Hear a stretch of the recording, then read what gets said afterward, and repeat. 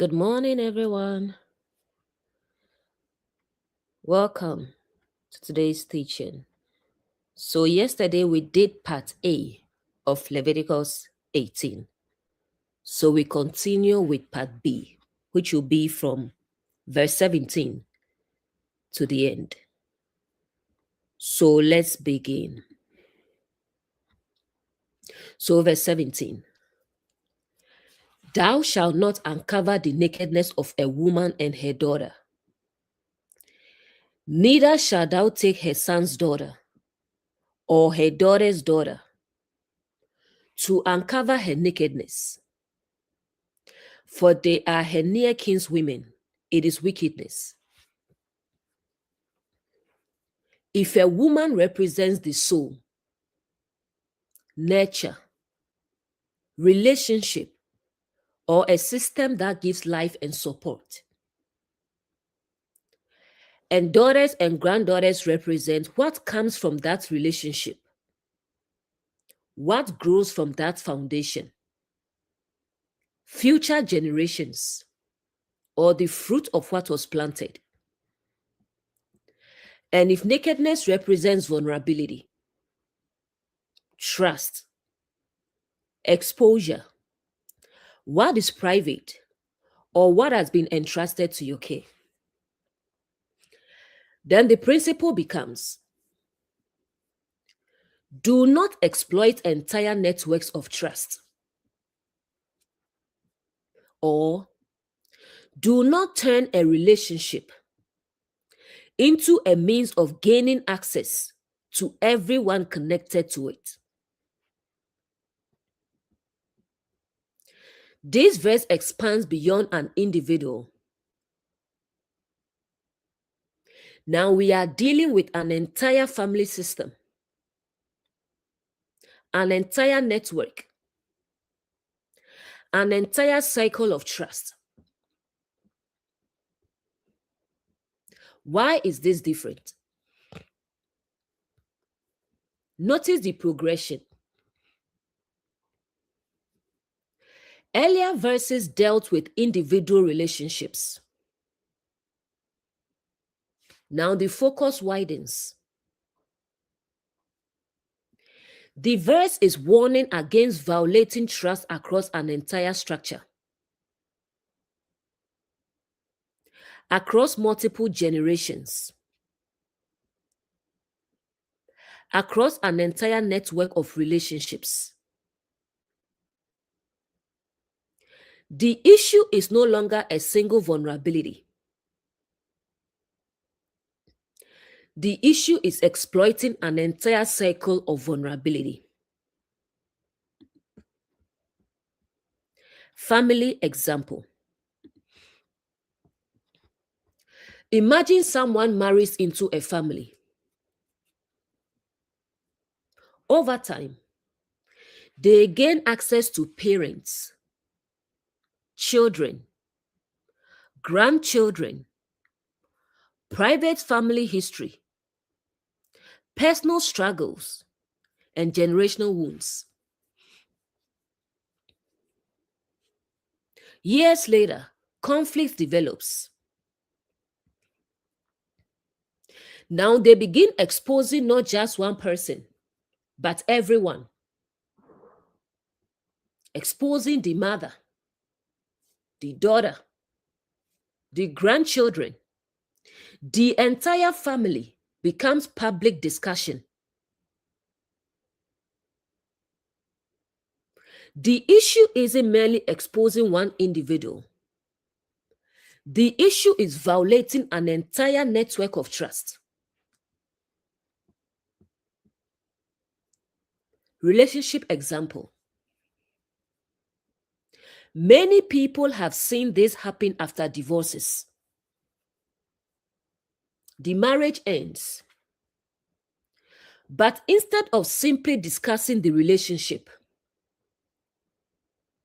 someone begins exposing the former spouse, the spouse's parents, siblings, children, or extended family. Soon, Everyone connected to the relationship becomes a target. The chapter calls this wickedness because the damage spreads far beyond the original conflict.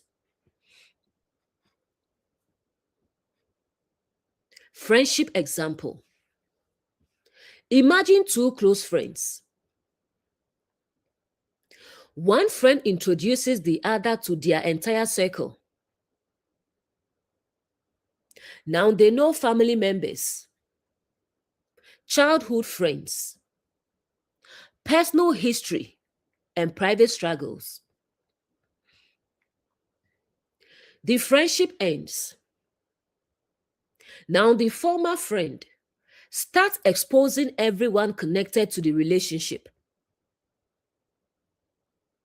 People who were never part of the conflict become collateral damage. Again, the issue is not the ending of the friendship. The issue is turning an entire network of trust into ammunition. Church example. Someone leaves a church hurt. The hurt may even be legitimate. But instead of addressing the issue directly, they begin attacking pastors, leaders, members, volunteers, or families connected to the church. Soon an entire community becomes the target. The issue has moved beyond correction. It has become distraction.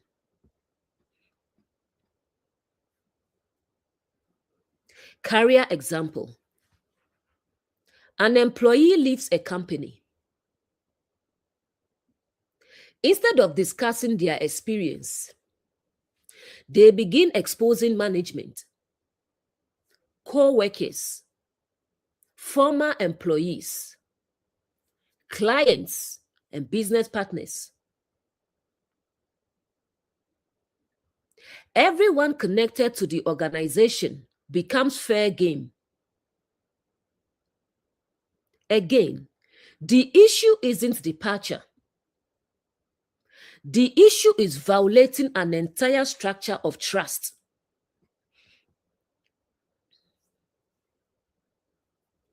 Social media example. This happens all the time online. Someone has a disagreement with one person. Soon, they are exposing the person's spouse, children, friends, family members, and associates. People who were never part of the original issue become targets. Most observers instinctively recognize that something has gone wrong. The response has become bigger than the problem. It is wickedness. This is the first time the chapter uses particularly strong language.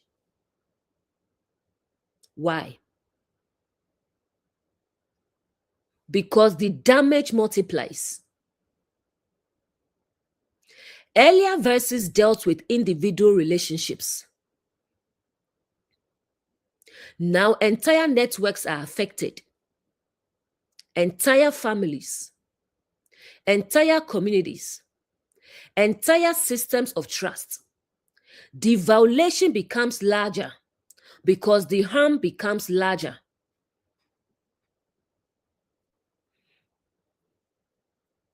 Everyday life example.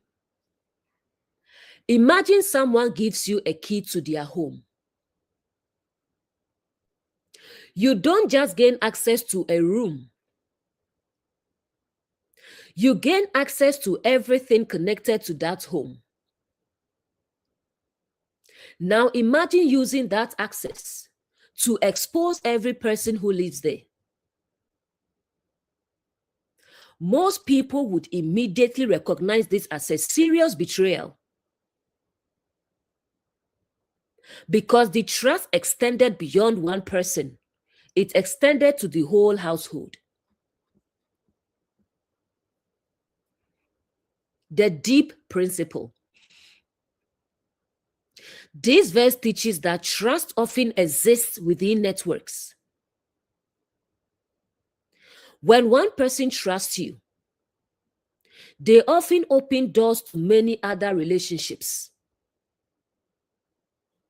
The question becomes, what do you do with that access? Do you honor it or do you exploit it? Awakened consciousness understands that trust is not merely individual. Trust is communal, relational, generational. That is why the verse speaks of a woman, her daughter, and her grandchildren. Because one violation can ripple through an entire network of relationships. And a restored house understands that protecting dignity is not only about protecting individuals. It is about protecting entire cycles of trust. That is why the verse concludes, it is wickedness. Because exploiting an entire network of trust damages far more than a single relationship. It wounds the house itself.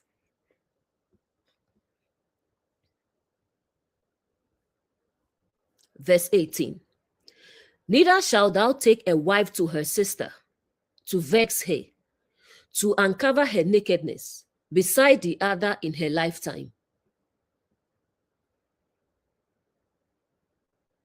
If a wife represents a relationship, a commitment, a trust, a covenant, or something you have chosen to nurture and protect,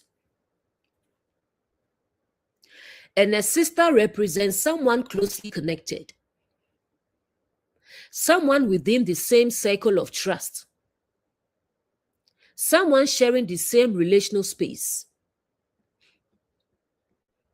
And nakedness represents vulnerability, trust, exposure, or what has been entrusted to your care. Then the principle becomes,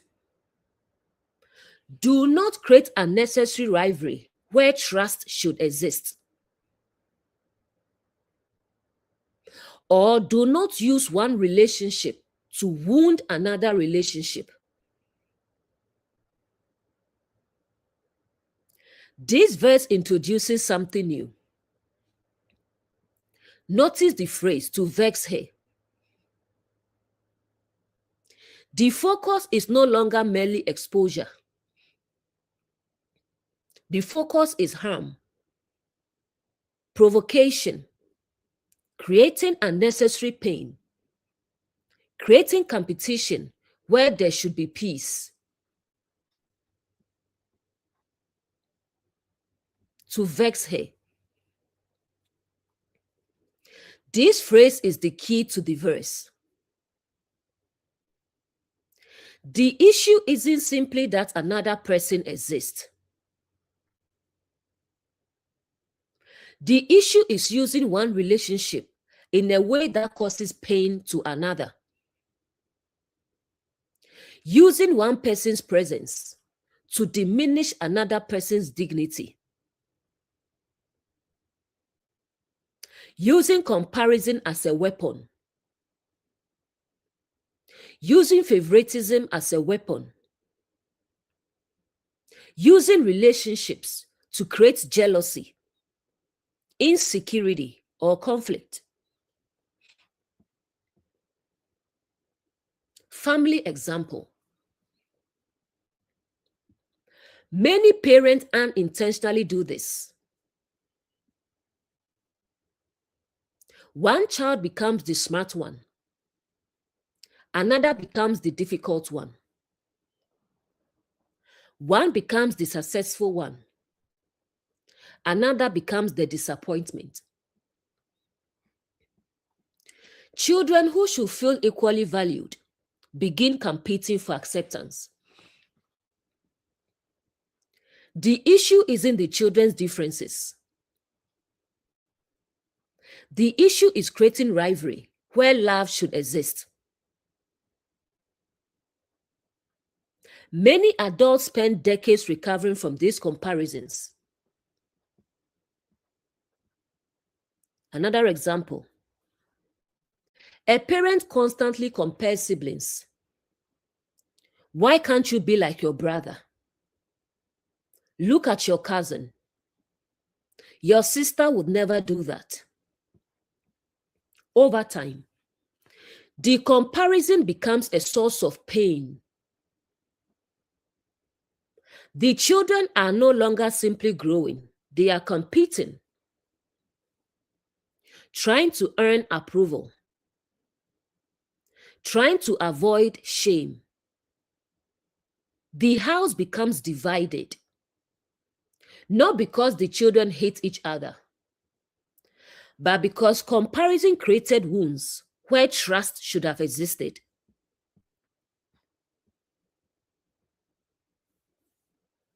Friendship example.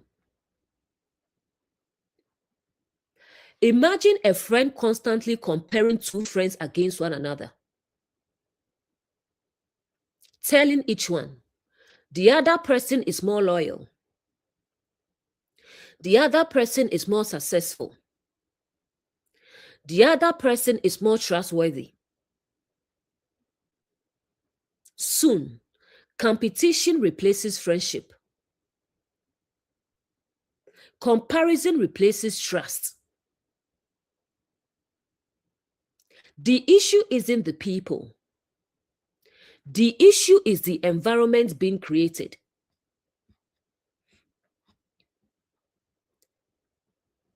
Relationship example. Someone repeatedly compares their partner to an ex, another person, a friend, or someone on social media. Even if no exposure occurs, harm is created. The relationship becomes a competition rather than a place of safety. People flourish where they are valued, not where they are constantly measured against others.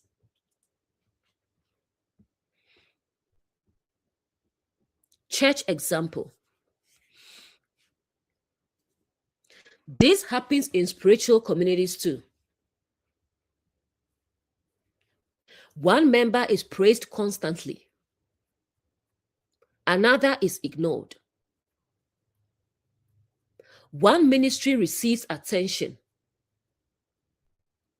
another receives none.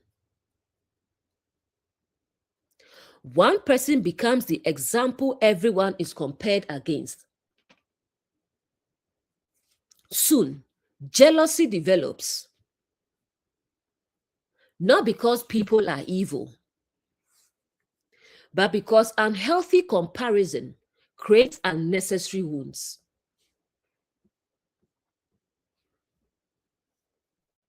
Career example. Managers sometimes do this without realizing it. One employee is constantly highlighted. Another is constantly criticized. One person's success becomes the measuring stick for everyone else. Instead of creating growth, comparison creates resentment. People stop focusing on improvement and start focusing on competition.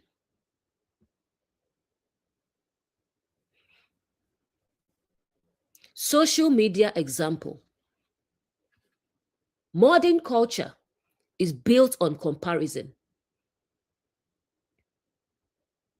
People constantly compare appearance, income, followers, relationships, and success. Many people end up feeling inadequate, not because something is wrong with their lives, but because they are constantly measuring themselves against someone else's journey. The result is anxiety, insecurity, and dissatisfaction.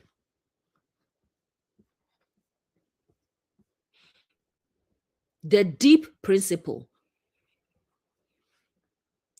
This verse teaches that healthy relationships do not require comparison to survive. Healthy relationships do not require competition to create value. Awakened consciousness understands that every person has unique gifts, strengths, and seasons.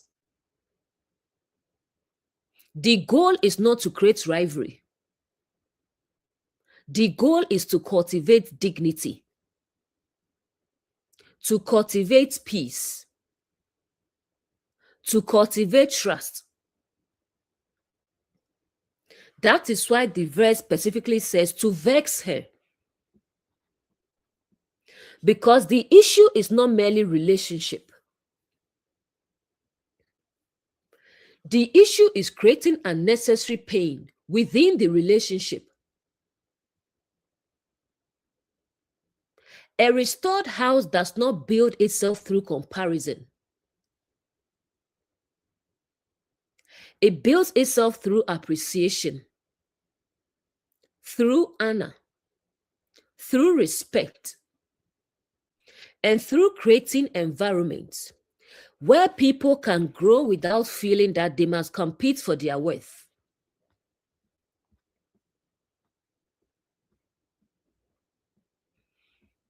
Next verse.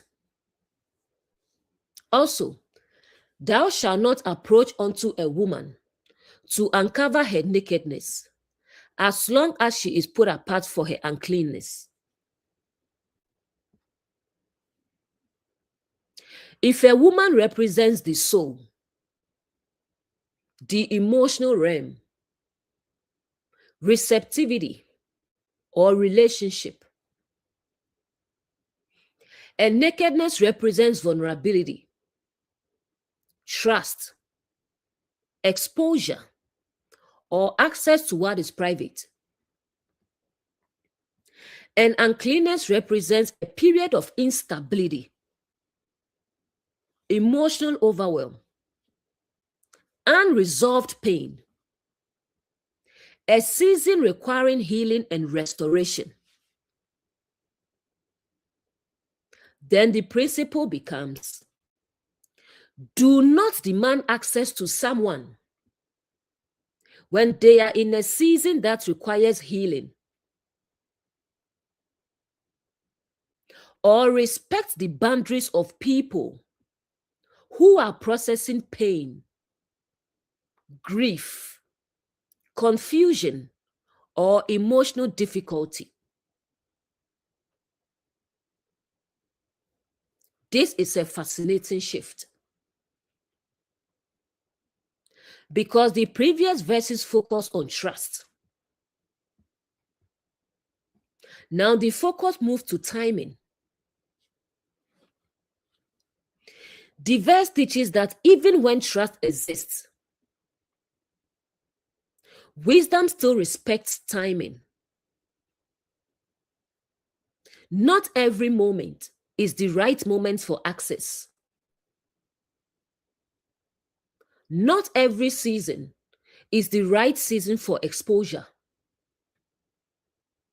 Not every wound is ready to be opened.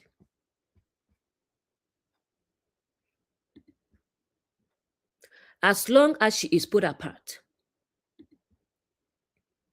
Notice the language. The person is temporarily set apart, not rejected, not condemned, not abandoned, simply given space. This is important because many people mistake space for rejection. Sometimes space is healing. Sometimes distance is wisdom. Sometimes the healthiest thing we can do is allow someone room to process what they are experiencing.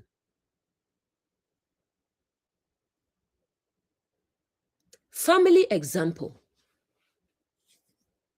Imagine a child has experienced a major disappointment. Perhaps they failed an exam, lost a job, went through a breakup, or experienced a painful setback.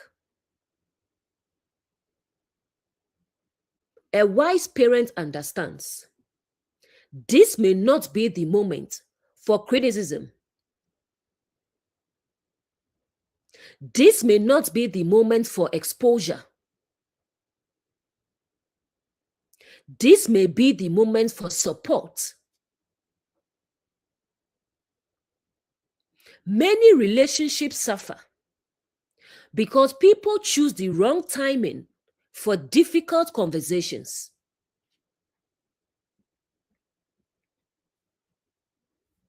Relationship example. A spouse or partner is grieving, overwhelmed, emotionally exhausted, processing something difficult. Instead of offering understanding, the other person immediately demands explanations, vulnerability, and emotional availability. The issue is not the desire for connection. The issue is failing to recognize the season. Wisdom understands that healing often requires space.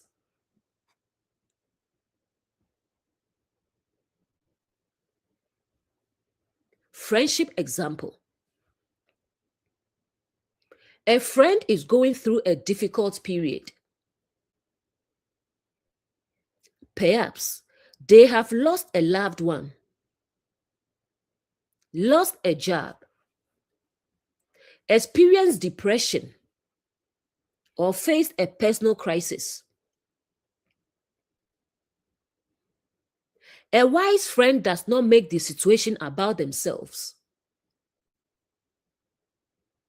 They do not demand immediate access. They do not pressure the person to share before they are ready. They understand that some seasons require patience.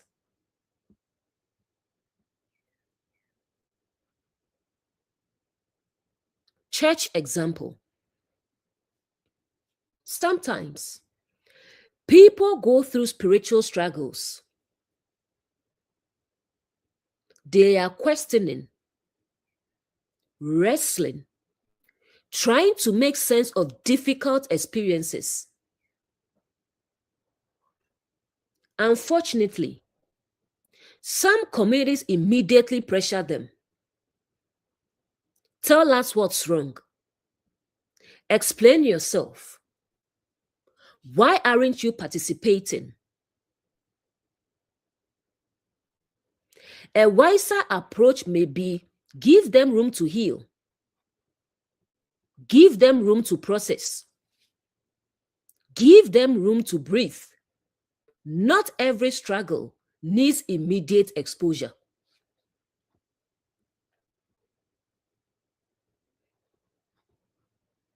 Career example. Imagine an employee going through a difficult season, a family emergency, burnout, health challenges, or a major loss. A wise leader recognizes that productivity is not the only consideration. People are human beings. Sometimes what is needed is support rather than pressure, space rather than demands.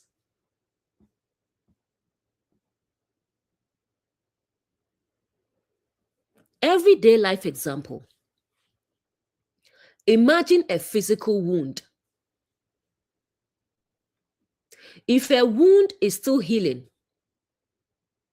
constantly reopening it does not help. It delays healing. The same is true emotionally, true spiritually, true relationally. Not every wound needs immediate examination. Some wounds need time. The deep principle. This verse teaches that wisdom respects seasons. Awakened consciousness understands that trust is not only about access, it is also about timing. Sometimes, the most loving thing we can do is not demand vulnerability, not demand answers, not demand exposure, but simply allow space for healing. That is why the verse says, as long as she is put apart. Because there are seasons when restoration requires distance, reflection, and patience. A restored house knows the difference between abandonment and healthy space. And it understands that genuine love does not force access where healing is still taking place.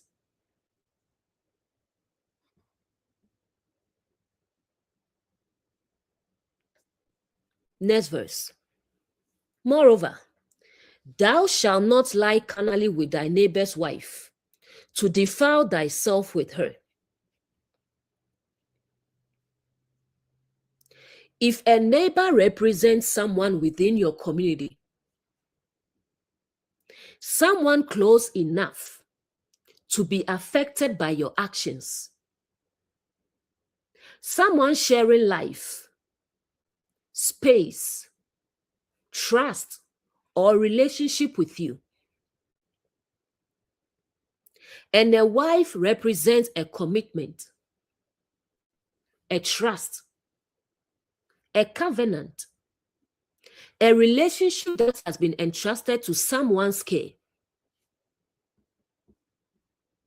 And if nakedness throughout this chapter represents vulnerability, trust, exposure, or access to what is private,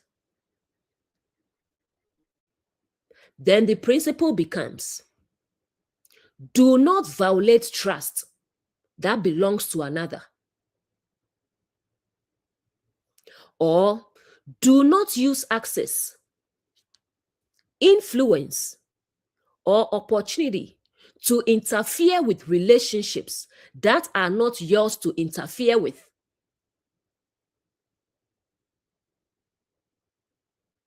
This verse takes us deeper into one of the chapter's recurring themes: respecting boundaries, respecting trust, respecting what has been entrusted to others. The key word, neighbor. Notice that the verse doesn't say enemy. It says neighbor. A neighbor is someone close enough to be affected by your choices.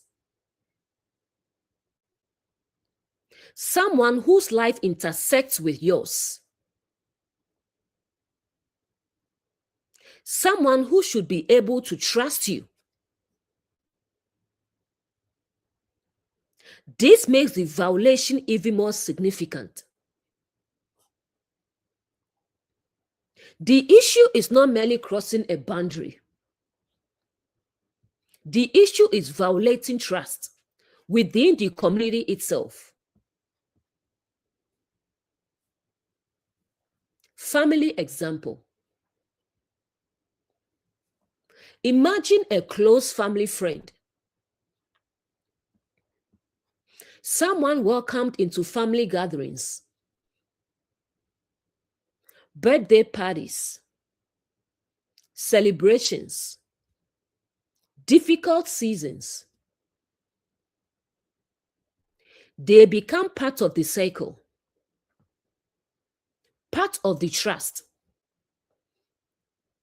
Then they use that access to create division within the family. Suddenly, trust is broken.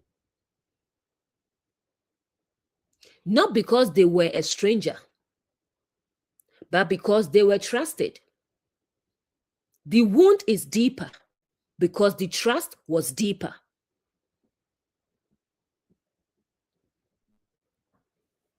Friendship example.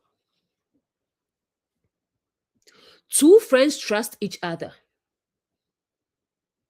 One introduces the other into their world, into their relationships, their struggles, their personal life. Then the trusted friend uses that access for their own benefit. What hurts isn't just the action, it's the betrayal. The feeling that trust was exploited rather than earned.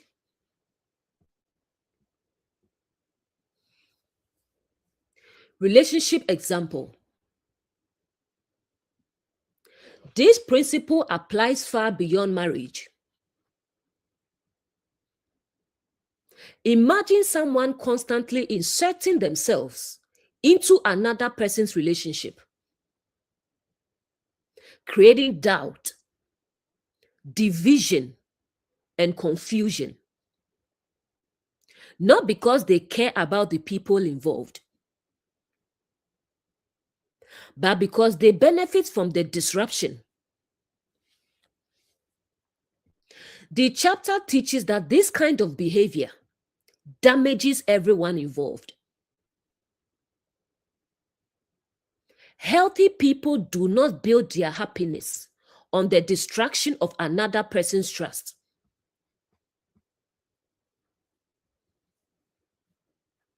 Church example. This happens in communities too. A leader spends years building trust. A community is growing. People are serving together. Then someone begins creating division. Not by helping, not by restoring, but by exploiting relationships and vulnerabilities for influence, control, or attention.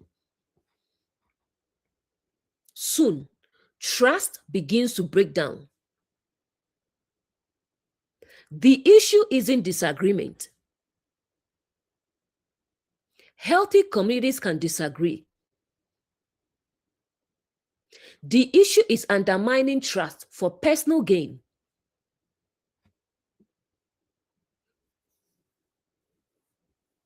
Career example. Think about the workplace. A manager trusts an employee. A team trusts a co-worker. Relationships and responsibilities are established. Then someone uses inside information, personal relationships, or access to advance themselves at the expense of others. The result is often the same. Trust disappears. And once trust disappears, the environment becomes unhealthy.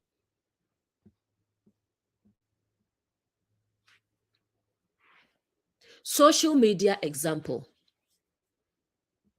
This happens online constantly.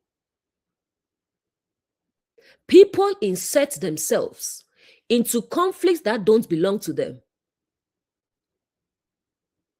Private issues become public content. Relationships become entertainment. Someone else's pain becomes another person's opportunity for views, clicks, or followers. The chapter challenges this mentality. Not everything that can be exposed should be exposed. Not every opportunity should be taken.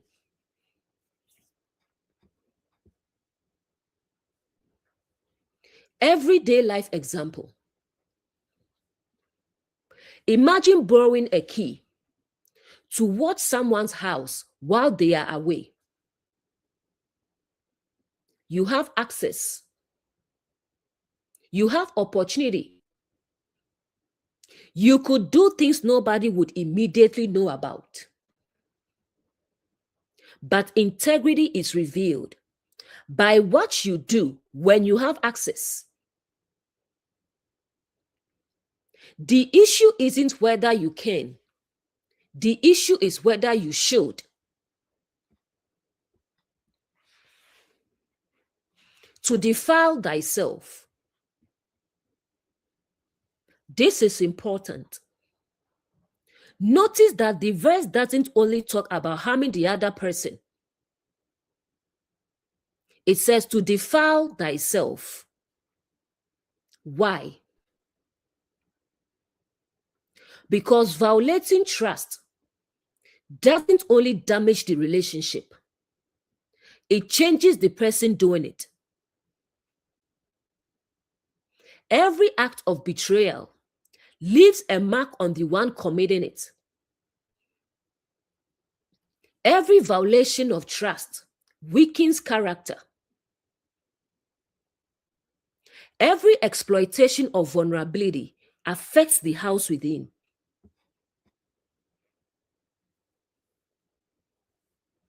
The deep principle.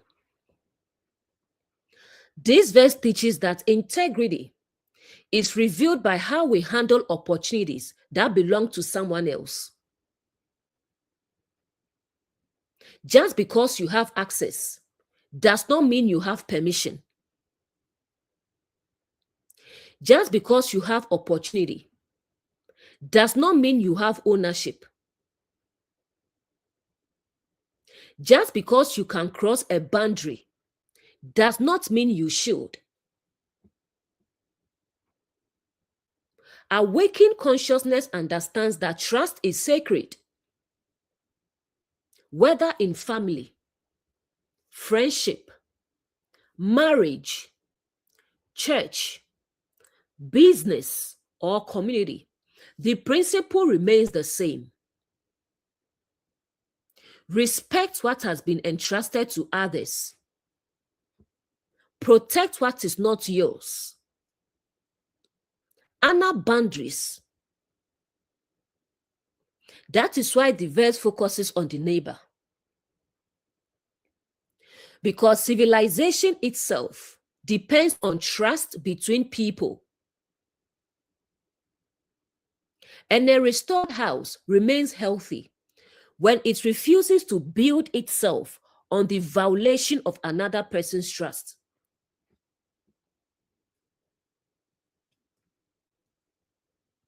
Next verse.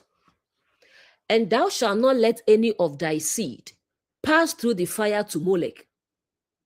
Neither shalt thou profane the name of thy God. I am the Lord. This verse introduces a completely different image. We move from relationships and trust into sacrifice. But if we stay consistent with the symbolic pattern we've been uncovering, the deeper principle becomes remarkably relevant. If seed represents your children, your future, your legacy, your gifts, your potential, or what comes from you, and fire represents pressure, suffering, sacrifice, intense circumstances, or consuming forces. And Molech represents false priorities, destructive systems, idols that demand sacrifice, or anything we place above truth, wisdom, and life. Then the principle becomes, do not sacrifice your future to feed what is destructive. Or do not offer your children, your gifts, your potential, or your legacy to systems that consume rather than nurture. Why does this appear here? Notice the progression. The chapter has been teaching trust, boundaries, stewardship, and protecting relationships. Now it moves to protecting the future itself. Because a healthy house is not only concerned with present relationships. A healthy house protects what comes after it. Family example. Some parents sacrifice their children's emotional well-being to protect their own ego.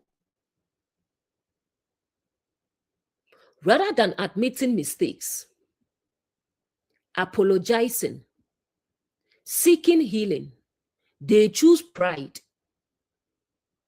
The relationship suffers. The children suffer. Future generations suffer. The seed has been sacrificed to Molech. Not literally, but symbolically. The future was offered to the idol of pride. Another example. Sometimes family reputation becomes more important than family healing. A child may be struggling. A marriage may be broken. Relationships may be fractured. Yet no one is allowed to discuss the problem because of what will people say. The image becomes more important than the people. The appearance becomes more important than healing.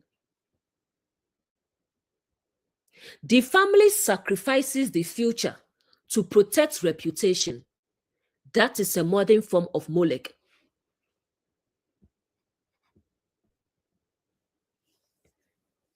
Relationship example. Many people stay in destructive patterns because they fear being judged. What will people say? Years pass. Children watch.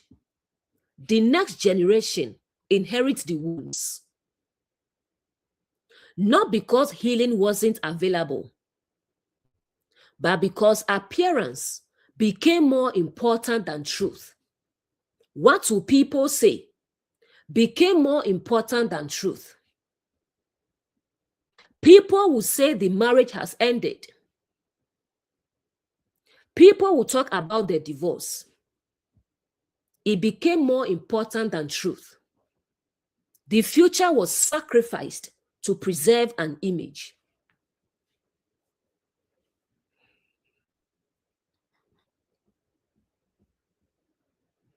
Church example. Sometimes organizations become so focused on protecting their reputation that they ignore genuine problems. People get hurt. Voices are silenced. Questions are dismissed.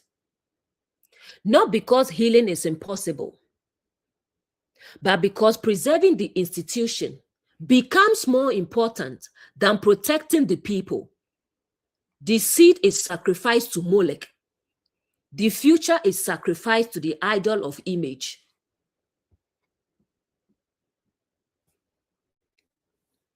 Career example. Some people sacrifice family, health, relationships, and peace of mind for status, titles, and endless accumulation. Years later, they discovered they gained success but lost connection with the people who mattered most. The future was offered to an altar that never stops demanding more.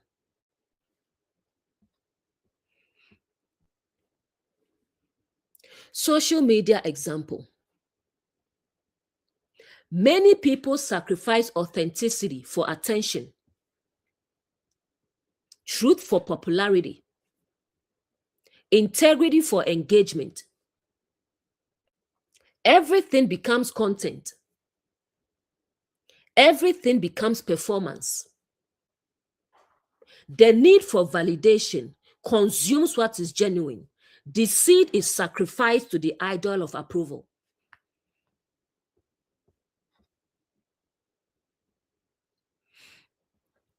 Neither shalt thou profane the name of thy God. This is fascinating because the verse immediately connects Molech with the divine name. Why?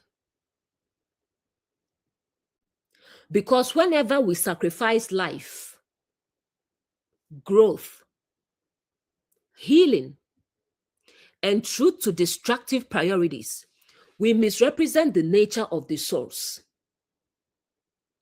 The source gives life. Molech consumes life. The two are opposites. The deep principle. This verse teaches us to ask a powerful question. What am I sacrificing my future to? What is consuming my peace, my relationships, my children, my gifts, my purpose, and my integrity? Every generation has its own Molech. Every era has its own idols. Every person faces the temptation to sacrifice what truly matters for something that ultimately cannot satisfy. Awakened consciousness learns to recognize these altars before it is too late. That is why the verse speaks of seed, because the future is precious. The next generation is precious. Your gifts are precious. Your potential is precious. And a restored house refuses to place its future on the altar of anything that demands sacrifice but cannot give life in return.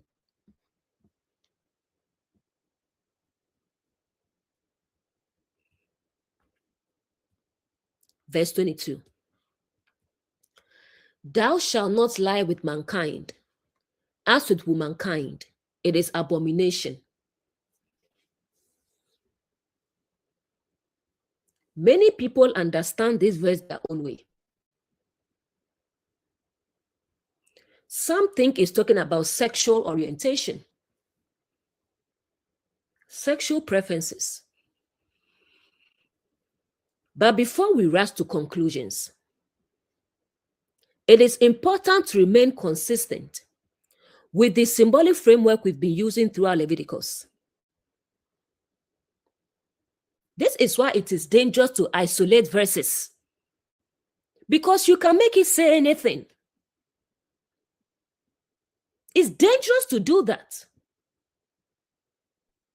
You have to look at the pretext, look at the context, and the post-text to understand what the chapter is talking about. Don't isolate verses, because you will make it say anything.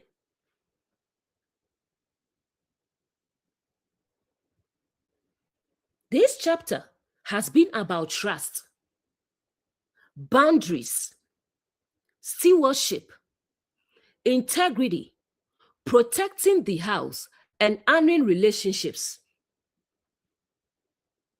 If we abandon those principles here, we lose the consistency of the chapter.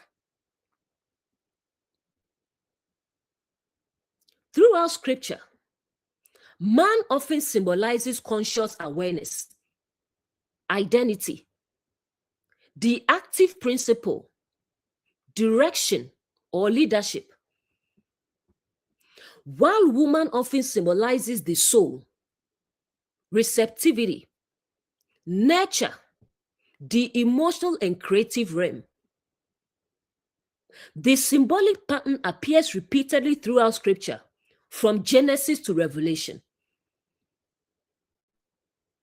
The question then becomes, what principle is being communicated through this imagery? The principle of proper function.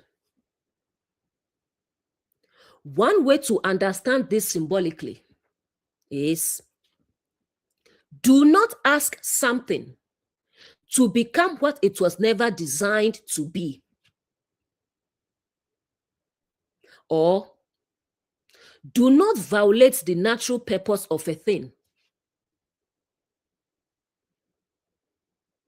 Throughout life, confusion often appears when roles become distorted and responsibilities become misplaced. The issue is less about condemnation and more about misalignment. If we are all expressions of the source, why would the source look down on its own? When people are waking to who they are, anything that does not align naturally falls away. When you awaken, automatically, you will know what aligns and what does not align. You are not called to condemn anyone. You are called to love one another. Love your neighbor as yourself. You are not called to condemn anyone. Love people when they are waking to their true self. When they are waking to the Christ within, they will know what aligns and what does not align. The source will never look down on its expressions. Never. The Father loves us very much.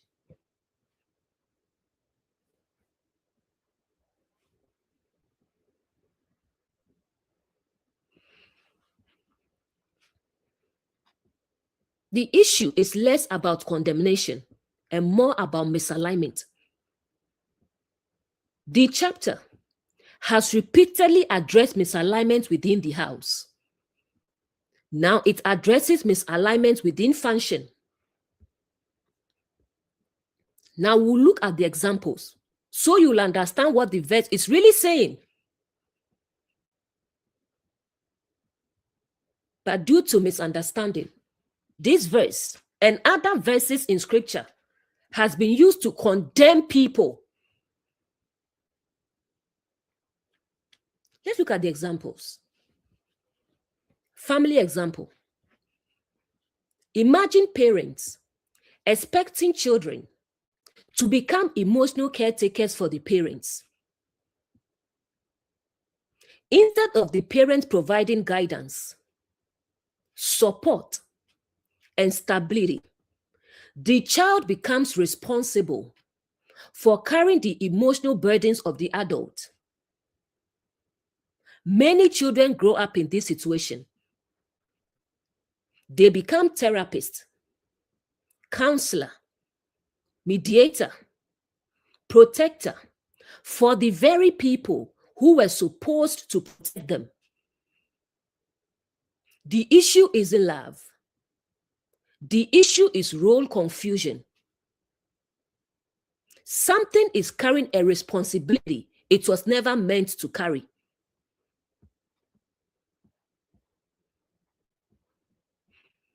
Relationship example. Many relationships suffer because people expect one person to become everything: a partner, therapist, parent, life coach, financial rescuer, emotional healer, spiritual guide. The burden becomes overwhelming because one relationship is being asked to perform functions it was never designed to perform alone. Again, the issue is misalignment.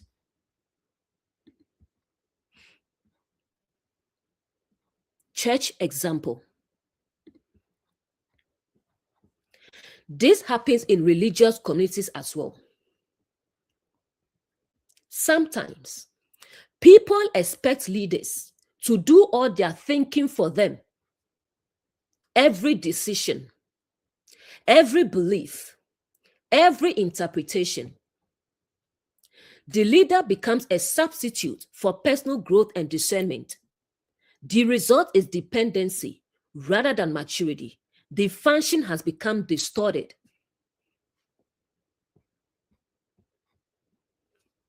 Career example. Imagine hiring an accountant and expecting them to be the CEO, the marketing department, human resources, legal counsel, or customer service. Eventually, the system breaks down. Not because the accountant is bad, but because they are carrying responsibilities outside their intended role. The problem is misalignment.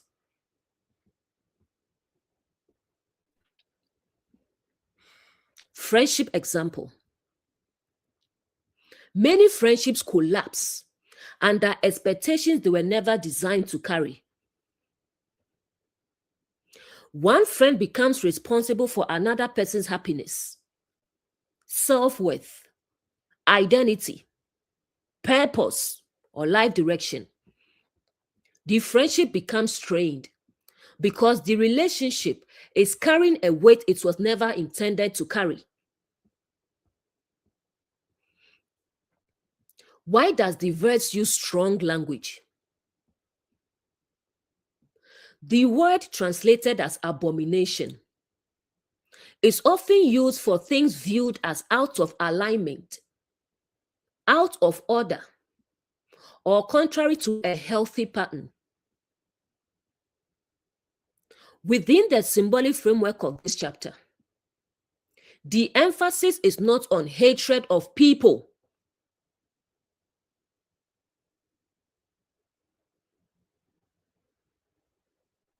Do we see what misunderstanding has caused for centuries?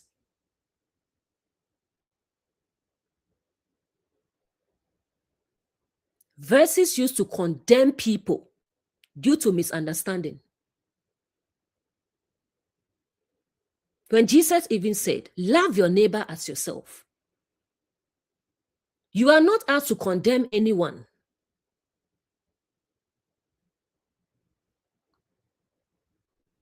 When people awaken to who they are, they will know what aligns and what doesn't align. Your role is to love them, not judge them, not condemn them, because we are all expressions of the source. If the source loves them as they are, why are you condemning them? Why? The source knows they will awaken. The Father knows. The Father is very patient with us. Very patient. Because it's all about awakening. When you awaken to your true self, no one will force you. You will do the right thing.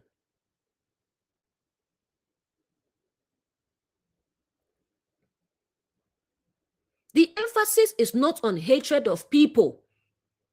The emphasis is on disorder within the house. The chapter repeatedly asks, what happens when boundaries disappear? What happens when stewardship disappears? What happens when functions become confused? The result is disorder.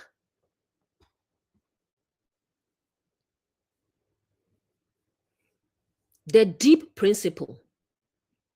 This verse teaches that healthy systems require alignment.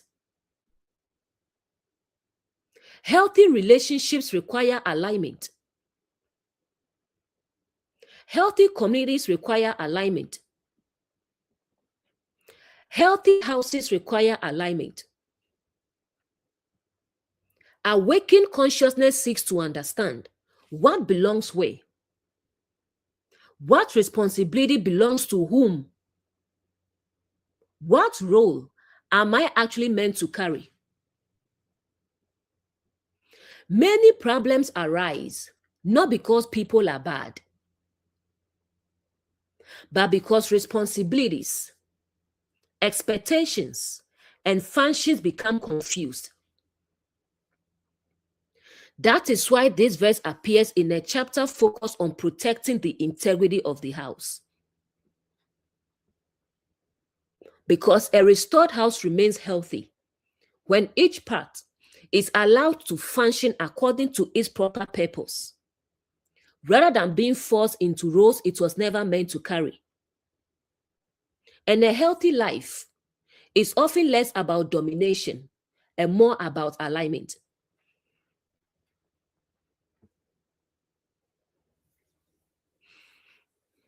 Next verse. Neither shalt thou lie with any beast to defile thyself therewith.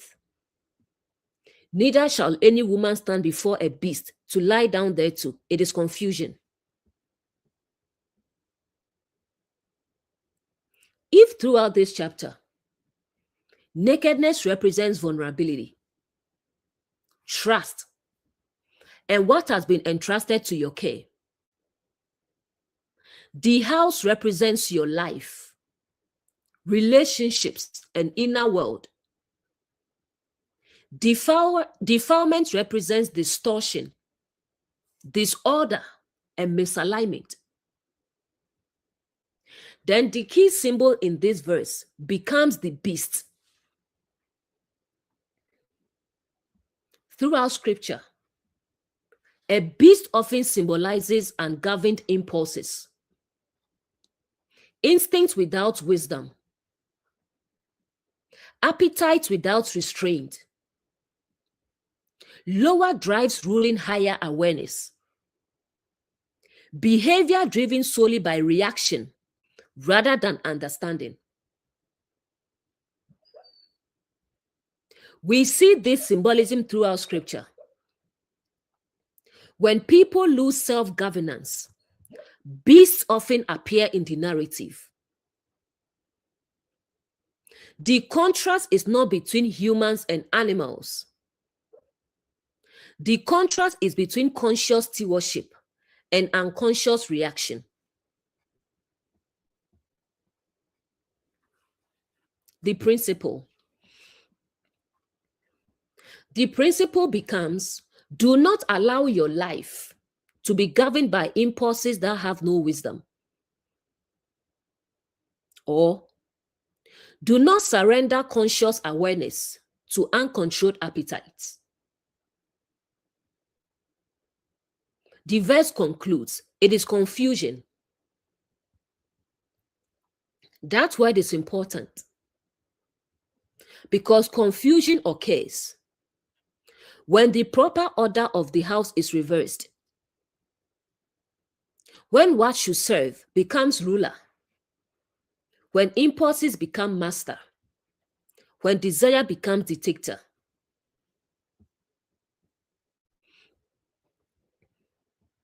Family example. A parent becomes angry. Instead of pausing, instead of reflecting, instead of correcting wisely, they immediately react. They yell, humiliate, destroy trust. Not because they intended to, but because impulse took control.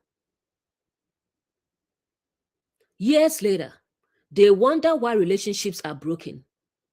The beast ruled the moment. Wisdom never entered the room.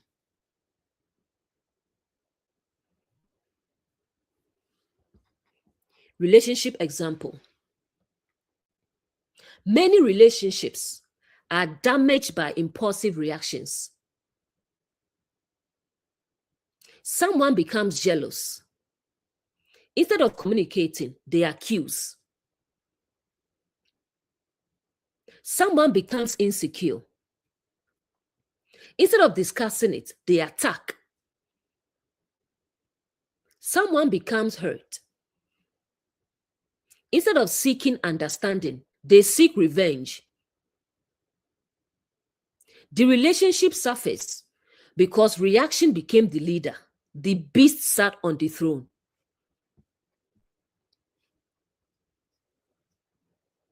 Friendship example. A disagreement happens. A friend becomes offended. Within minutes, screenshots are posted. Secrets are exposed. Insults are exchanged. Later, they regret it. Why? Because their decision was made by impulse rather than wisdom. The moment was governed by reaction, not reflection.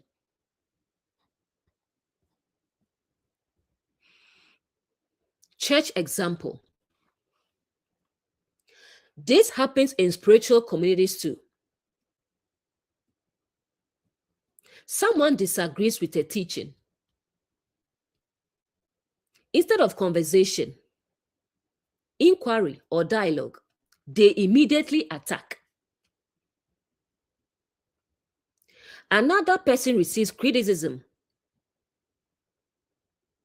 Instead of reflection, they retaliate. The community becomes divided because reaction has replaced discernment.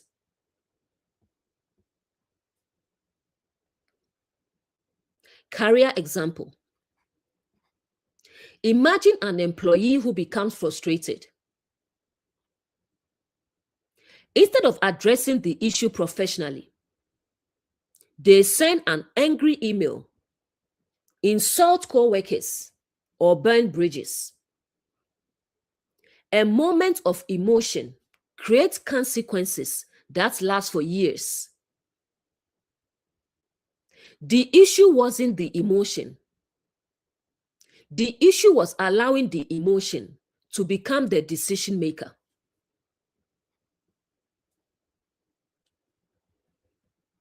Social media example. A person reads a comment they don't like.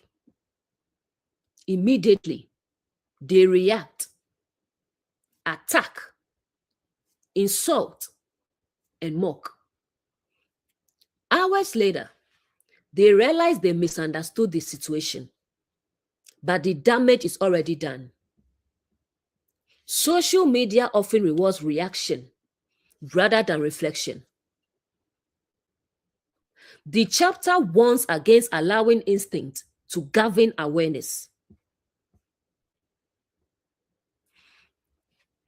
Why it is confusion. The verse doesn't merely say it is wrong. It says it is confusion. Because confusion happens whenever the proper order is reversed. Awareness should guide impulse. Wisdom should guide emotion. Discernment should guide desire. When the reverse happens, disorder follows. That is what it means to have dominion. Self-mastery.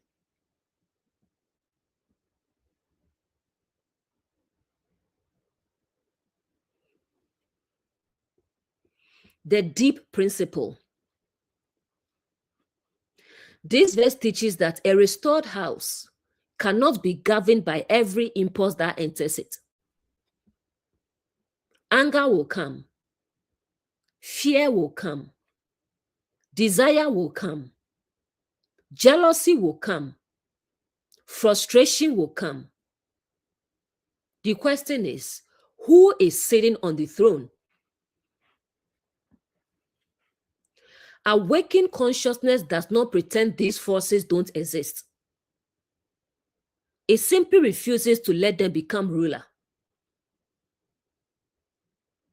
That is why the verse ends with it is confusion. Because whenever instinct governs wisdom, confusion follows. But whenever wisdom governs instinct, the house remains in order. And a restored house remains healthy when awareness leads and impulse follows, rather than the other way around. That is what spiritual warfare is about. Spiritual warfare. That's what it's about. It's not about fighting any red horn being somewhere, because there's nothing like that. There is no red horn being called Satan. No. It's symbolic for the ego. The enemy of truth is ego, not a red horn being somewhere. How can we even think that there's another being equal in power to the source? How? Impossible. Impossible.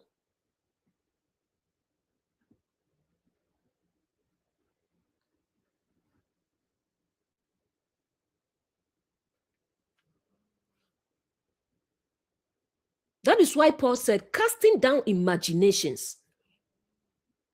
Paul never talked about any red horn entity. He never did. Everything Jesus said, he was talking about the ego, not a red horn being. Because there's nothing like that.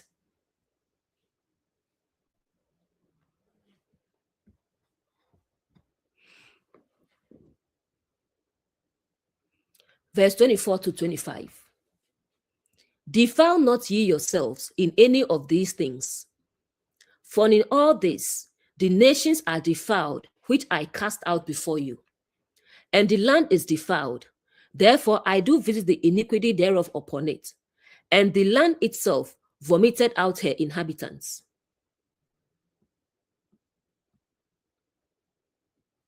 Now the chapter begins moving toward its conclusion. After spending verse after verse discussing trust, vulnerability, stewardship, boundaries, relationships, alignment, and protecting the house, Leviticus now tells us the consequence of ignoring these principles. Let's decode the symbols. Let's start with nations. Throughout scripture, nations can symbolize collective patterns, systems of thinking, cultures of behavior, groups operating under the same mindset. Next is the land.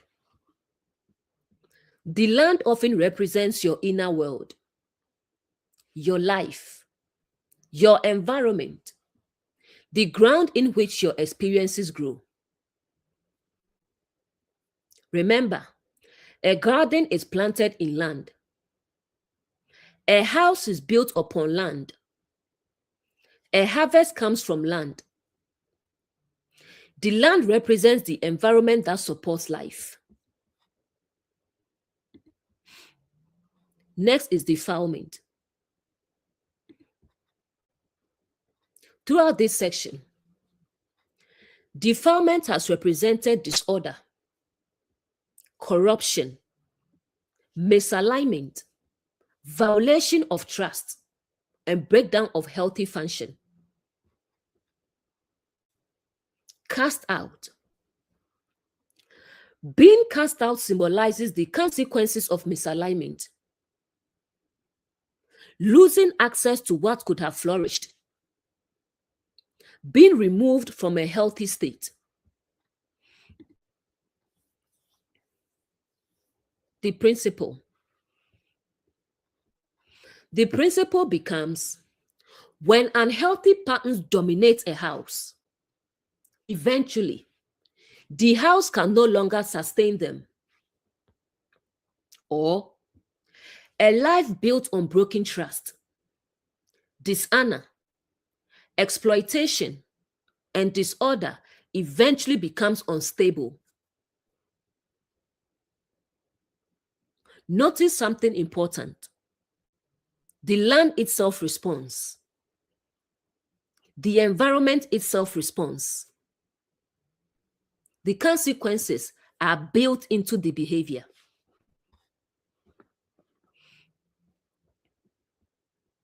Family example.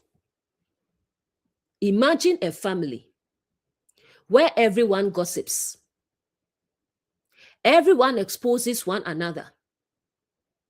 Nobody respects boundaries. Trust is constantly violated. At first, nothing seems to happen. Years pass, but eventually, children stop sharing. Relationships become distant. Communication breaks down. The house becomes emotionally barren. Nobody feels safe. The land begins to vomit out its inhabitants. Not literally, relationally, emotionally. People may still live under the same roof, but the trust is gone.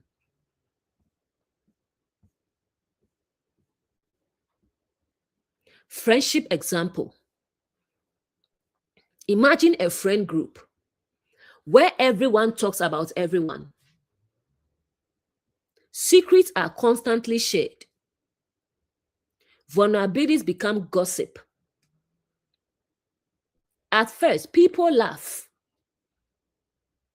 At first, it seems harmless. But eventually, nobody trusts anyone. Everyone becomes guarded. The friendships collapse. Why? Because the environment itself became unhealthy. The land could no longer sustain trust.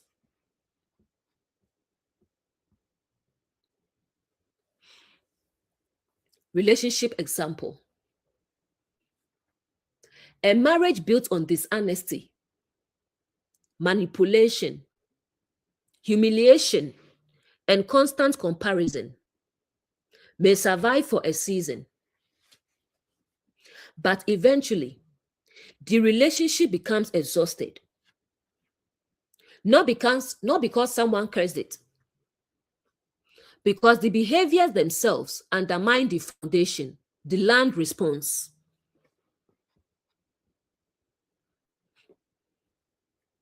Church example. A church may tolerate gossip, favoritism, manipulation, public humiliation, and abuse of trust. For years, Growth may even continue for a while, but eventually, people stop feeling safe. People leave. Trust disappears. The community weakens. The land responds. The environment can no longer sustain healthy growth.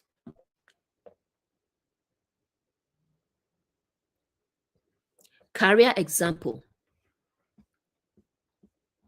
A company where leaders exploit employees. Co-workers undermine one another. Trust is constantly violated. May appear successful temporarily, but eventually, morale drops.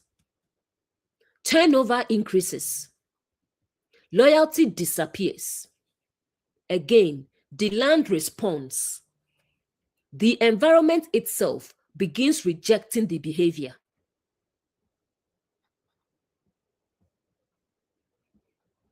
Social media example. Many content creators build platforms around outrage, exposure, humiliation, and attacking others. At first, attention increases, views increase, engagement increases. But over time, they often become trapped by the very energy they created. Their audience expects more outrage, more exposure, more conflict. The platform becomes unable to sustain genuine connection. The land responds.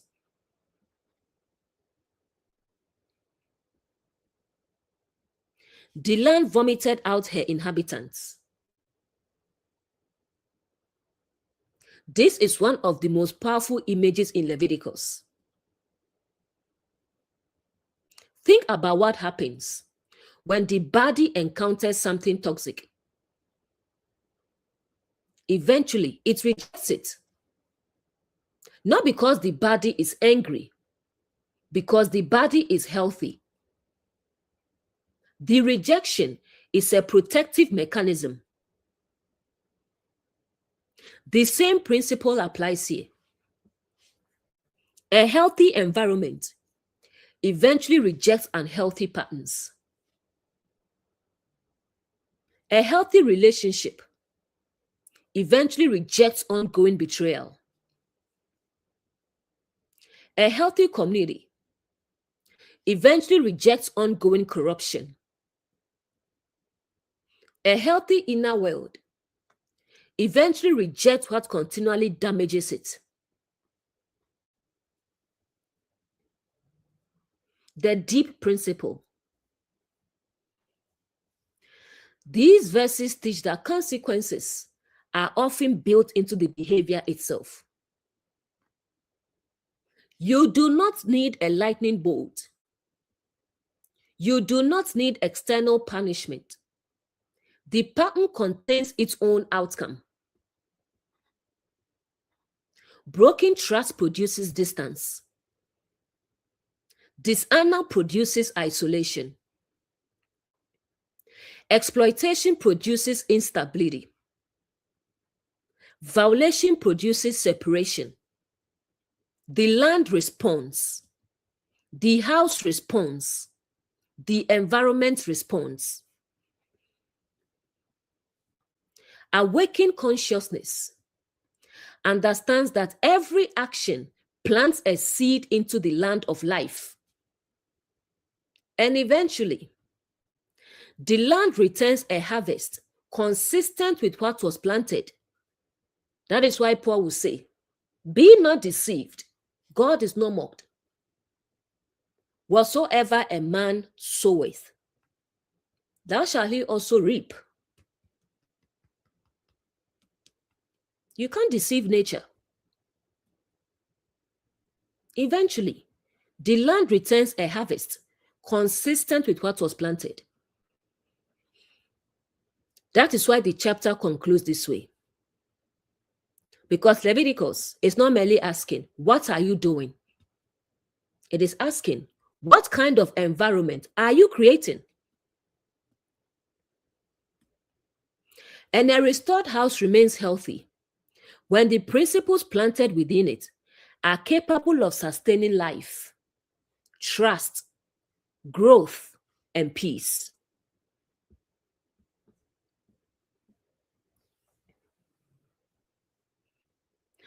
Verse 26 to 28. Ye shall therefore keep my statutes and my judgments, and shall not commit any of these abominations, neither any of your own nation, nor any stranger that sojourneth among you. For all these abominations have the men of the land done, which were before you, and the land is defiled. That the land spew not you out also, when you defile it, as it spewed out the nations that were before you.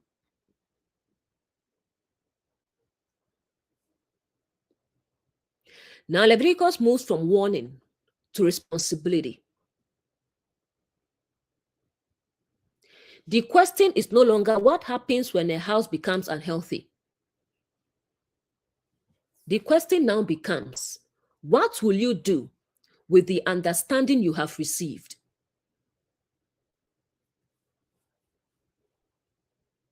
Statutes and judgments. These represent principles of healthy living, patterns that sustain life, wisdom that preserves the house, alignment with truth.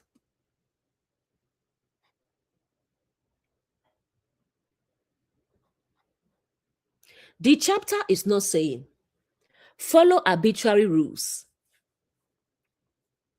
The chapter is saying, live according to principles that protect the integrity of the house.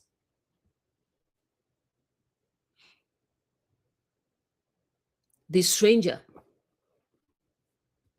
A stranger often symbolizes new influences, unfamiliar ideas, new people, outside patterns entering the house. The principle applies to everyone, not just those born inside the house, not just those already familiar with the principles. Everyone who enters the house is affected by the condition of the house.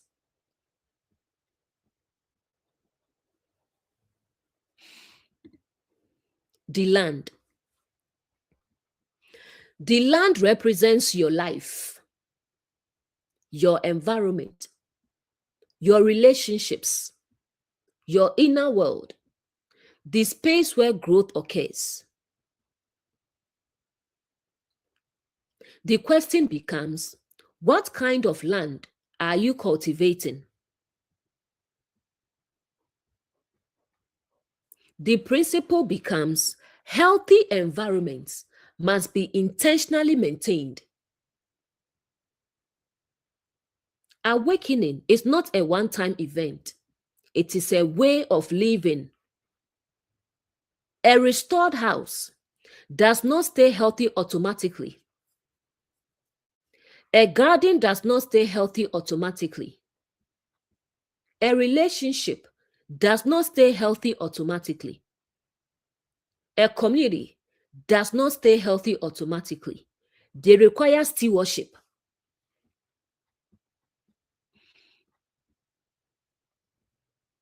Family example.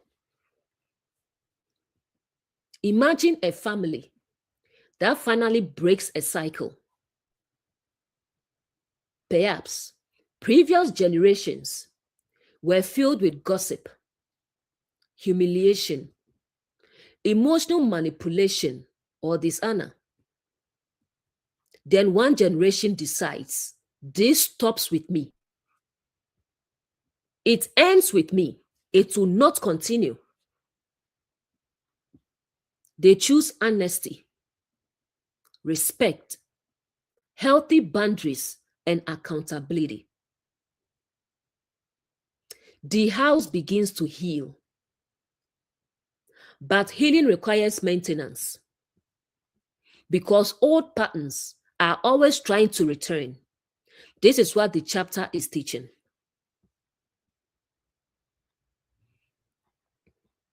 Another example. Many people grow up hearing, "This is how our family has always done it." But sometimes, what has always been done is the very thing causing the damage.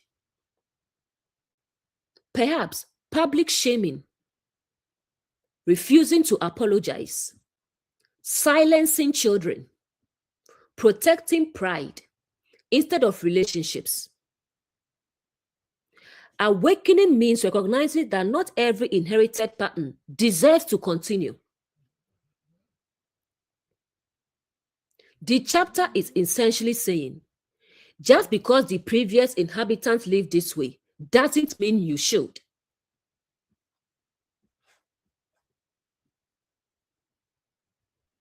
Friendship example.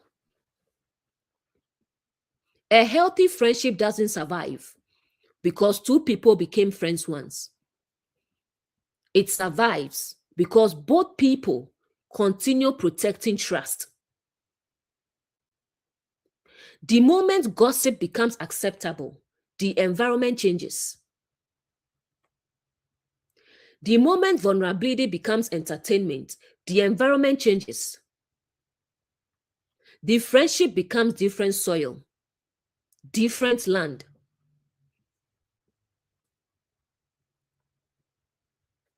Relationship example. A strong marriage is not built in one day. It's built through repeated choices, protecting dignity, honoring trust, maintaining boundaries, resolving conflict wisely. The health of the relationship is sustained by the principles practiced within it.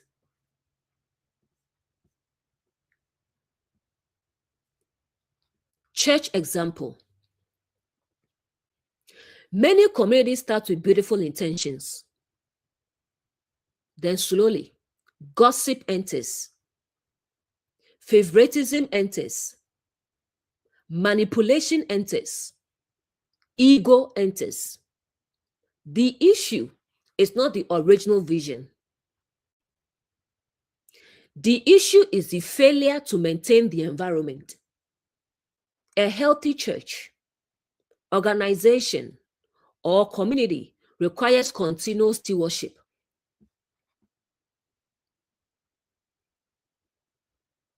Career example.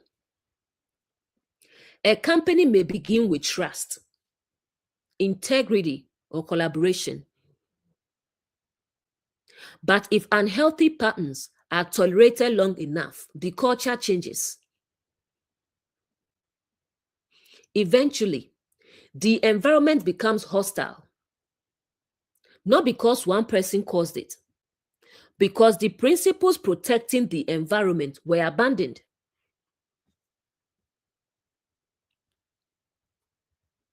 Neither any of your own nation nor any stranger. This is powerful because truth doesn't change depending on who enters the house. Trust matters regardless of who is involved. Honor matters regardless of who is involved. Integrity matters regardless of who is involved. The principle remains the principle.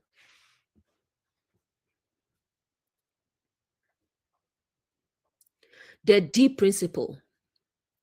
These verses teach that healthy environments do not happen by accident. They are cultivated, protected, maintained. Awakened consciousness understands that every generation inherits a house, a family house, a spiritual house, a cultural house, a relational house. The question becomes, will you continue the patterns that damage the house? Or will you establish principles that restore it? That is why the chapter keeps returning to the land. because the land reflects what is planted in it. Plant trust, and trust grows. Plant honor, and honor grows. Plant dignity, and dignity grows. Plant wisdom, and wisdom grows. But plant dishonor, betrayal, humiliation, and exploitation long enough, and eventually the land will reflect those seeds as well. A restored house remains restored when the principles that healed it continue to be practiced daily. The patterns appear everywhere. It mirrors Genesis 2. After awakening, when man became a living soul, after awakening, man was placed in the garden to tend it. It's a pattern. Awakened consciousness.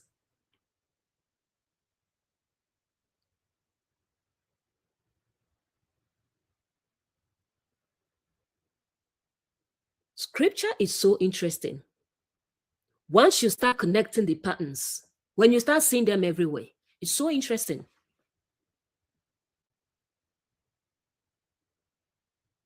You may see a pattern in Genesis 1. You may see one in Genesis 2, another in Genesis 3. From Genesis to Revelation, the patterns are everywhere.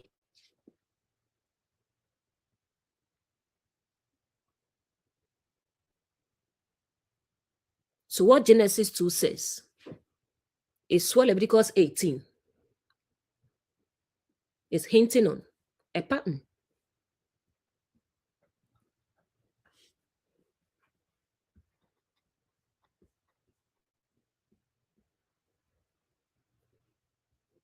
Verse 29 to 30. For whosoever shall commit any of these abominations, even the souls that commit them shall be cut off from among their people.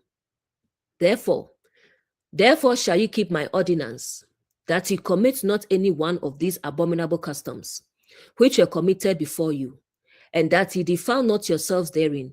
I am the Lord your God.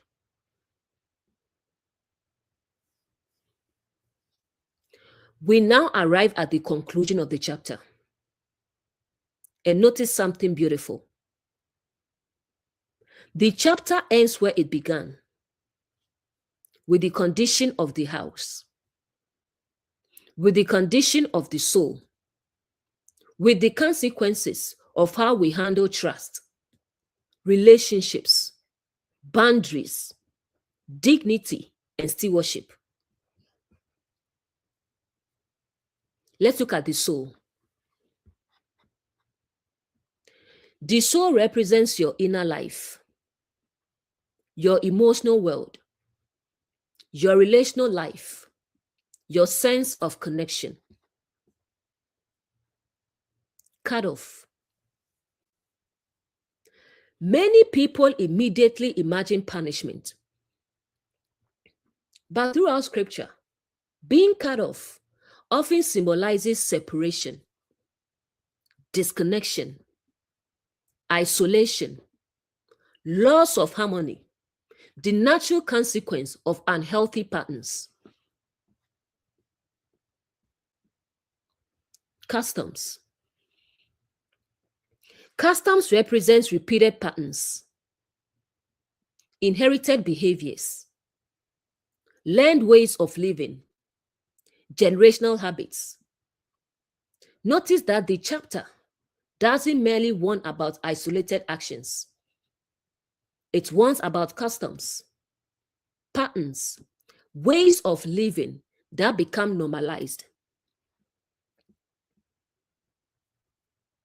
The principle becomes the patterns you practice eventually shape the quality of your relationships.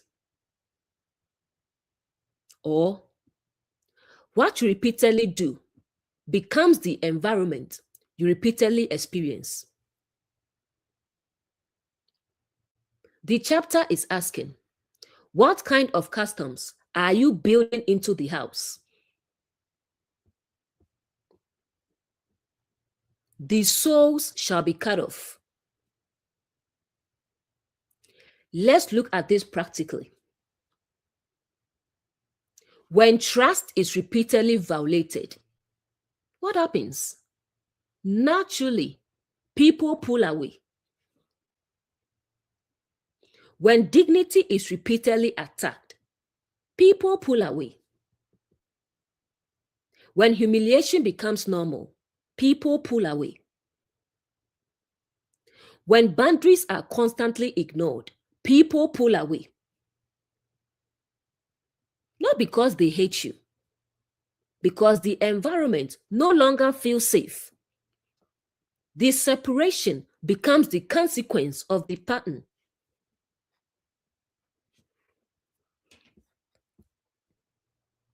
Family example. Imagine a parent repeatedly humiliates their children, exposes their weaknesses, discards private matters publicly, refuses accountability. Years later, the children become distant. Communication decreases. Visits become rare. Relationships weaken. The parents may ask, why are my children cutting me off? But from the children's perspective, the emotional separation began long before the physical separation. Trust was cut off first. Safety was cut off first. Vulnerability was cut off first. The relationship eventually followed. The soul became cut off.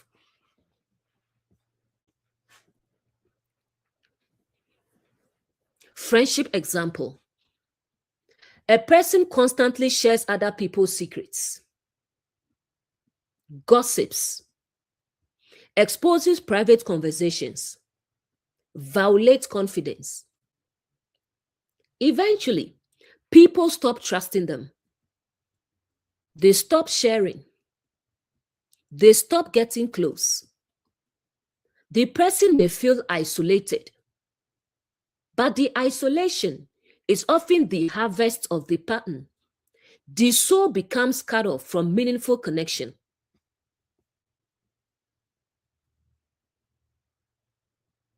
Relationship example. A spouse repeatedly humiliates their partner, uses vulnerabilities as weapons, brings up mistakes during every argument. Over time, intimacy disappears. Communication disappears. Connection disappears. The relationship may still exist externally, but internally, the souls have become separated. The cutting off happened long before the paperwork.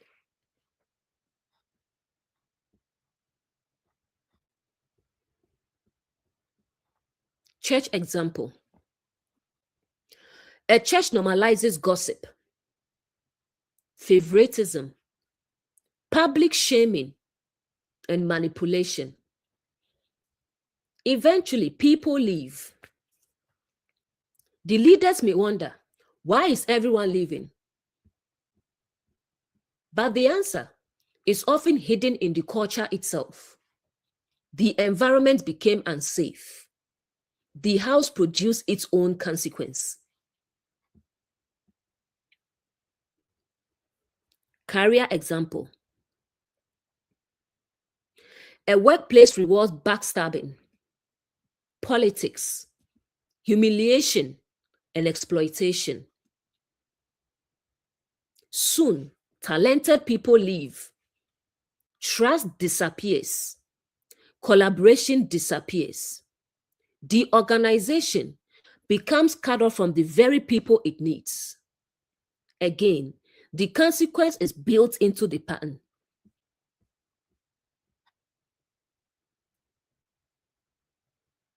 The customs which were committed before you. This is one of the most powerful lines in the chapter. Notice what Leviticus is saying. Don't repeat the customs that damaged the previous house. In other words, just because a pattern is inherited doesn't mean it should continue. This is the language of generational healing. The chapter is inviting people to break cycles, what we sometimes call curses. Break it. Break the cycle. Break the curse. It can be done. You can do it. Somebody must do it.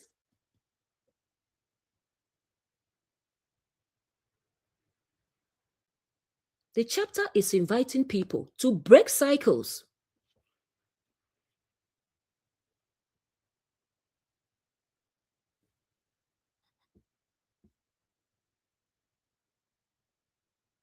Another example.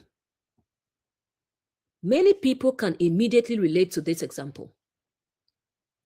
Sometimes we hear, that's how my father treated me. That's how my mother treated me. That's how our family has always done it. Leviticus asks a profound question. Must the cycle continue? Just because something is inherited doesn't make it healthy.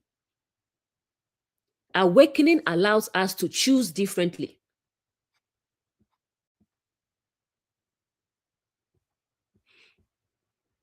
I am the Lord your God. Notice how the chapter ends. The source speaks again, not with threats, but with identity.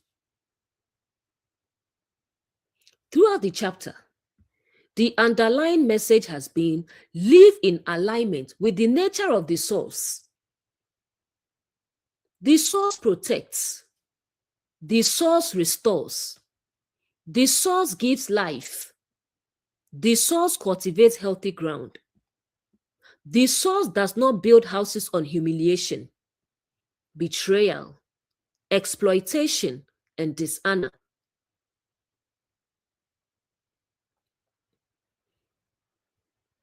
The deep principle. This chapter is not merely about relationships. It is about the health of the house, the health of the soul, the health of the environment in which life grows. From verse 6 onward, the same questions have echoed repeatedly. How do you handle trust? How do you handle vulnerability? How do you handle access? How do you handle relationships? How do you handle those who helped shape your life? How do you handle those entrusted to your care?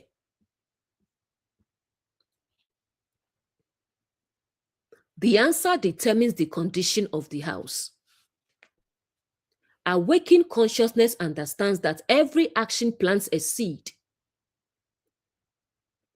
Every repeated behavior becomes a custom. Every custom shapes an environment.